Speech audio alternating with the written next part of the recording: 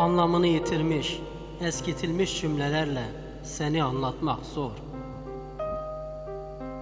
Sessizlik, derin bir boşluk, üşüyorum. Varlığın ilahi bir kudret, avuçlarının bereketi Orta Doğu. Tüm yeni bulunacak anlamlarda eduba, bütün imgelerin sentezinden yeni bir ayet. Tüm dinlerin yol göstereni, aşkın birleştiricisi, Tür dağında yaratıcıdan her avmiri aşeri alan, yoksullukta eşitlik ve sevgi diyerek Yahudiliğin reformundan yeni bir din yaratan, Cebeli Nur'da İkra bismi ile buyurulan son buyruk taşıyıcısı.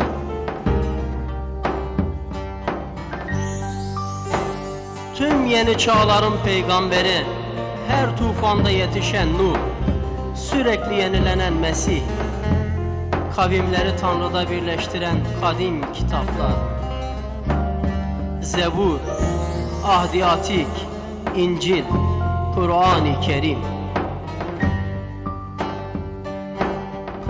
Tüm ibadethanelerde murşit, Laleş, Havra, Vatikan, Kabe, Mezar-ı Şerif. Yeryüzünde ilk aşk, ilk emek, yüksek yerler memleketini kuran ilk insan göçü. Toprağa ve yaşama bereket sunan Dicle, Fırat, Nil. Mezopotamya'nın Tammuz'u, yani bereketi, yani üreteni. Memizine kavuşturacak yeni bir hayat.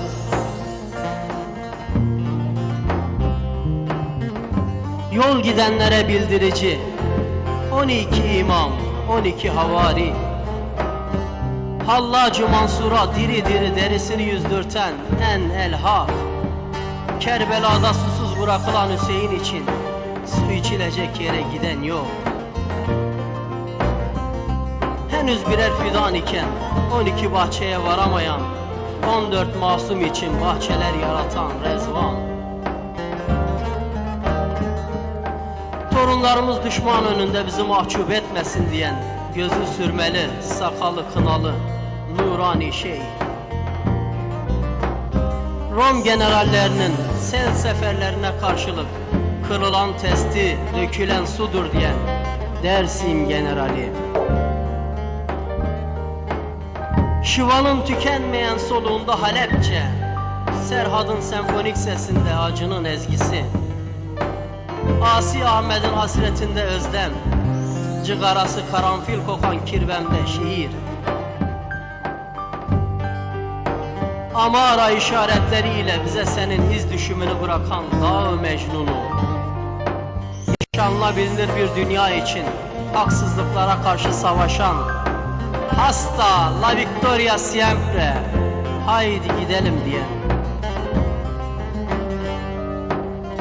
Yaşamın ve tabiatın en güzel çiçekleri, menekşe, kardelen, asmin, nergis. Gerçek tanrıça kadının yaratılış tanrısı, en güzel sevda kadınına dönüştüler sende.